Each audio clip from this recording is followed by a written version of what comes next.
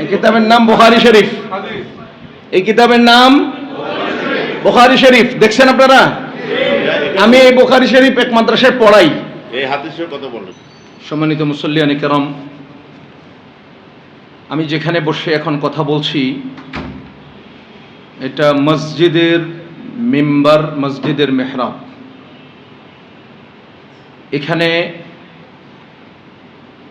আমাদের সামনে সর্বপ্রথম কথা বলেছেন আমাদেরই রাসূল, আমাদেরই নবী মুহাম্মদুর রাসূলুল্লাহ সাল্লাল্লাহু আলাইহি ওয়াসাল্লাম।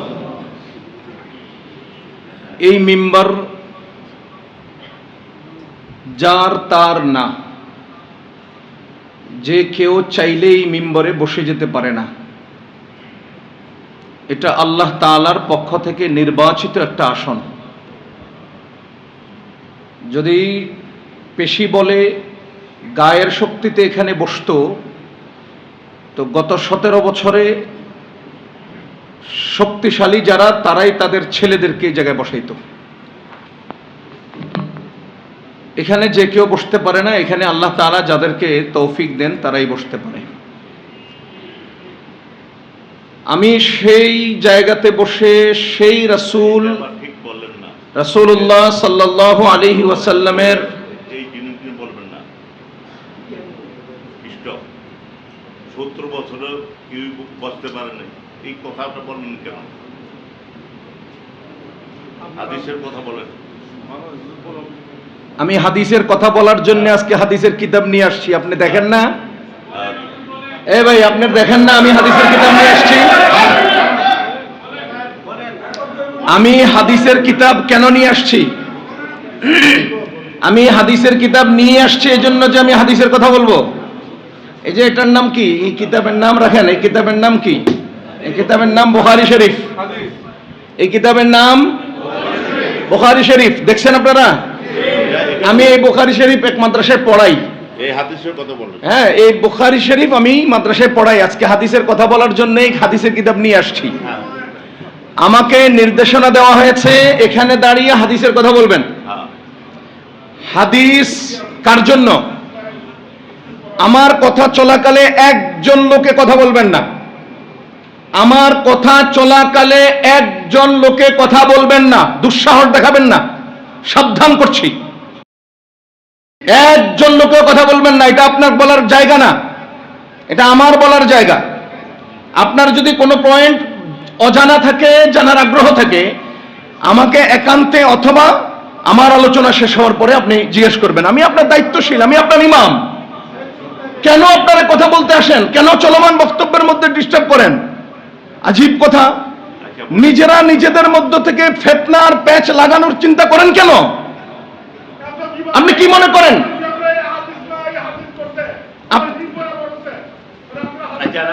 আপনি কি মনে করেন এখানে এখানে মুসল্লিগণ আমার কথা বুঝেন না? দেখেন আমার কথা বুঝেন কিনা ভাই। আমি যে গতিতে কথা বলছিলাম, আমার এই গতির কথাটা কি কারো গায়ে লাগার মতো ছিল?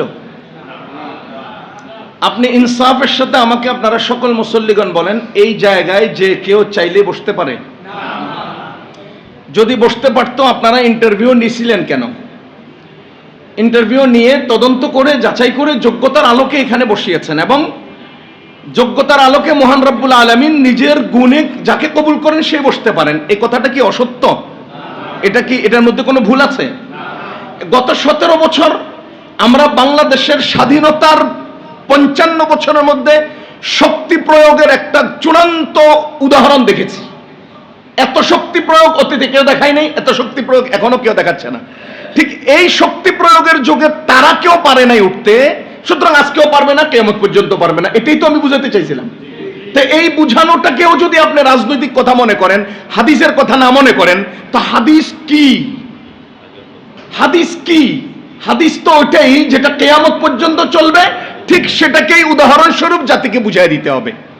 এই তো আমি হাদিসের কথা বলছি। হাদিস শোনাবার জন্য আজকে হাদিসের কিতাব নিয়ে আসছি। আমাকে বলা হয়েছে কোরআন হাদিসের বাইরে কথা বলবেন না। ঠিক আছে না? আপনারা শুনছেন না এই ব্যাপারে? আমি প্রতি জুমায় হাদিসের কিতাব এরকম একটা কাঁধে করে নিয়ে আসব, আর সেই হাদিসের কিতাবটা সামনে রেখে কিতাব খুলে খুলে আপনাদেরকে পড়ে পড়ে শোনাবো। চলবে তো ইনশাল্লাহ? এবার উদাহরণ যদি কোনোটা আসে, আর উদাহরণগুলো গিয়ে যদি ইনুস সাহেবের গায়ে পড়ে, ইনুস সাহেব যেন খেপে না যায়, এটা আমি আগে ইনুস সাহেবকে বলে রাখতেছি। আমি হাদিসের ইবারত পড়বো, ওখান থেকে অনুবাদ করব, সেটা আমার সমাজের সাথে মিলে কিনা দেখিয়ে দেব। এরপরে যদি এটা যাইয়া আব্দুর রহমান সাহেবের উপরে পড়ে, আব্দুর রহমান সাহেব যেন খেপে না যায়। ঠিক আছে না? এটাই তো কথা ভাই। যাহা হোক, আজকে আমি একটা হাদিস, একটা না বহু কিতাবের বহু হাদিস মার্ক করে করে এনেছিলাম যে আপনাদেরকে শোনাবো, কারণ আমরা হাদিসের বাহিরে কথা বলতে চাই না। কেন বলবো? কেন বলবো? আল্লাহ তাআলা বলেন ইন্নামাল খামরু রিজসুন, মাদক নাপাক। আল্লাহ তাআলা কি বলছেন? মাদক নাপাক। আল্লাহ তাআলা বলছেন ফাজতানিবুহু, তোমরা এর থেকে দূরে থাকো। আমার এলাকার একজন ব্যক্তি, তিনি মদ পান করেন। এবার আমি ওনাকে বললাম যে ভাইজান, আল্লাহ তো মাদকরে নাপাক বলছেন আর বিরত থাকতে বলছেন, আপনি একটু নাপাকটা উপলব্ধি করেন। এবার উনি হাতা বলটাই আমার কনকে আপনি কোরআন হাদিসের কথা না করবেন। কি আজীব কথা, এটা কেমন কথা না? আপনাকেই তো আল্লাহ বললেন, আর সেটা তো বলার দায়িত্ব আমার। এই জায়গা তো আমার, আল্লাহ এটা বলার জন্য পাঠিয়েছেন। এজন্য আমি হাদিস কোরআন থেকেই বলি। প্রতি জুমায় আপনাদেরকে কোরআন শরীফ এভাবে খুলে খুলে দেখায়া বলি না?